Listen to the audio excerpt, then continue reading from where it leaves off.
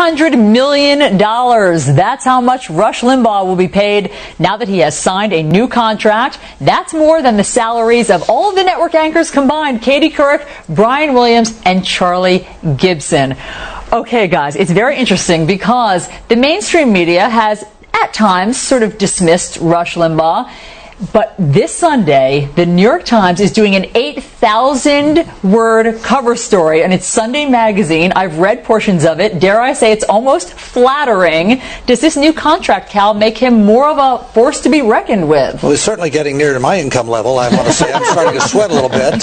No, I don't think so. I read the whole piece. I read it online before it appeared, and it was good for the New York Times. Zev Chaffetz, who wrote the piece, did a pretty good job. But there's still that detachment. There's that kind of well, we're kind of slumming down here, even though it's in Palm Beach, Florida, at his house. It's a nice piece. It's a fairly fair piece. He said he likes it. He likes the Tony Soprano look-alike picture on the cover. But look, the mainstream media, or as he calls it, the drive-by media, have never gotten Rush Limbaugh. If they had, he wouldn't exist because their newspapers wouldn't be closing and their TV networks would not be losing market share. He has tapped in to a part of America that the mainstream media disrespects. And yet, Jane, now that Rush will be making $50 million a year, does it in some ways will it make it harder for him to connect with his 20 million listeners a week? Well, let's see, 20 million we could give it to each of them, and still have some left over. I don't think people mind his success. I mean, the ditto heads, people who agree with him. I mean, the thing he's got that unfortunately I haven't seen other liberal talk shows have, except for Jim Hightower from Texas, he's funny. He does funny stuff. He does politically incorrect stuff. He's gone after, some groups in an ugly way. But Al Sharpton is quoted in the piece saying, that Imus was much more of a bludgeon on some of the incorrect things he said, and that he is more of a razor. I think, it'll be interesting to see, does he have impact on this election? He went after McCain a lot, told people to vote for Hillary. That's ostensibly what this piece is about, although it ends up being a pretty loving profile of Rush Limbaugh. Limbaugh proves that the oldest of the old media, radio, which everybody talks about newspapers dying and TV dying, can be brought to life with genuine talent. He's funny. He speaks to people. He will have an impact on the election, although he'll have more of an impact if the Democrats get in charge again next year, because his real most effectiveness is in the opposition. Well, that's an interesting point. Patricia, which do you think is more powerful right now? The internet and the proliferation of blogs, much like you have, or talk radio? Which is having more of an impact? Well, I think that they're beginning to have equal impact, but on different segments and within different parties. The online presence, obviously, with the Democrats is so much more strong now because they just have never been able to replicate anybody like Rush Limbaugh with that kind of power, with somebody who connects with their listeners. But I think that Rush Limbaugh still over on the conservative side and with Republicans has incredible power, but the left has been looking for their Rush Limbaugh. They still are. Now they're going to have to put it on the internet because I don't think they're ever going to match him on the radio. Cal, time spent listening to the radio has fallen 16% in the last decade. Does that mean that radio is waning? Well, radio may be waning, but certainly Rush isn't. I think people have many different alternative information sources. You got iPods, you got HD radio, you've got satellite stuff, you've got the internet. So there are just many different choices. I don't think people are less tuned in. They're just tuning in to different sources.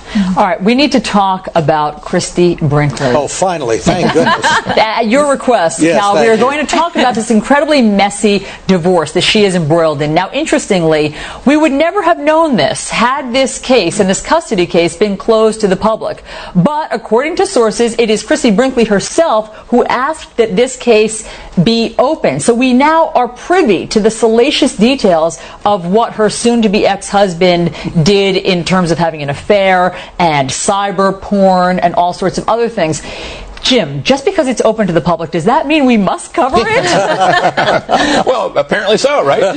No, look, it is pretty horrible. Dahlia Lithwick in Slate magazine had a really good point. She said, listen, she is destroying not only the remnants of her own dignity, she's badly hurting her children, everybody involved, because she's so obviously mad at her soon-to-be ex-husband on this. It's a tragedy, and the media obviously are helping to enable it. Okay, let's look at some of the covers, at least here in New York, that are covering this salacious story. The New York Daily News has The Lady and the Louse with Christy Brinkley looking devastated there. And Newsday calls it Beauty and the Beast. Ellis Hennikin of Newsday writes a very interesting column about how this falls into what he is calling an era of news that he terms maybe news. It's based on gossip. It's based on hearsay. It's based on rumors. And somehow now that's acceptable, Patricia. Mm-hmm. Yeah, if you look at the way celebrity coverage has evolved or devolved, they've sort of become like everybody's neighbors down the street who are a little bit sluttier than everybody else. You just talk about them, and that's just how you pass the time.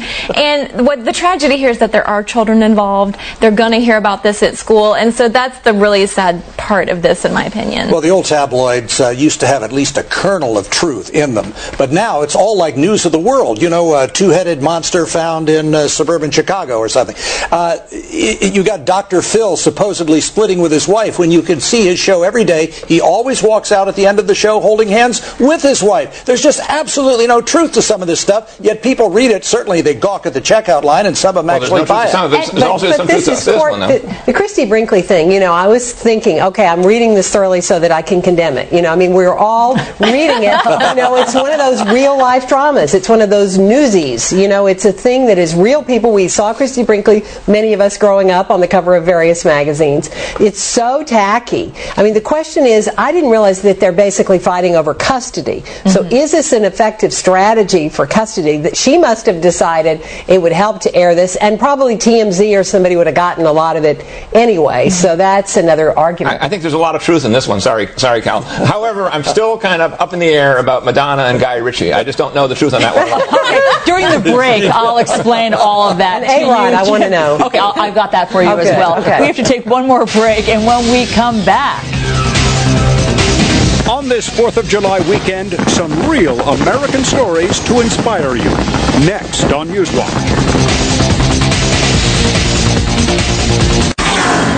To be an American, in my opinion, is the greatest thing in the world. Freedom. It means enjoying all the rights that everybody should enjoy. Freedom. I have the freedom to say what I want, when I want. Freedom. It's okay for me and you to have disagreeing opinions, and you not to like it. Freedom. It's my chance to express who I am. Freedom. The land of the free, home of the brave. Freedom. Freedom. RealAmericanStories.com. Freedom. It's not free, and it's not cheap, but it's worth it. And that's from a new feature we've launched here on Fox News Channel called Real American Stories. Be inspired by more stories. Go to RealAmericanStories.com. And while you're there, send us your story, too. That's all the time we have left on this 4th of July weekend. Thanks to Jane Hall, Jim Pinkerton, Cal Thomas, and Patricia Murphy. Thanks so much, guys. I'm Alisyn Camerota. Thanks for watching. Keep it right here on Fox News Channel. The Fox Report is up next. See you soon. Have a great weekend.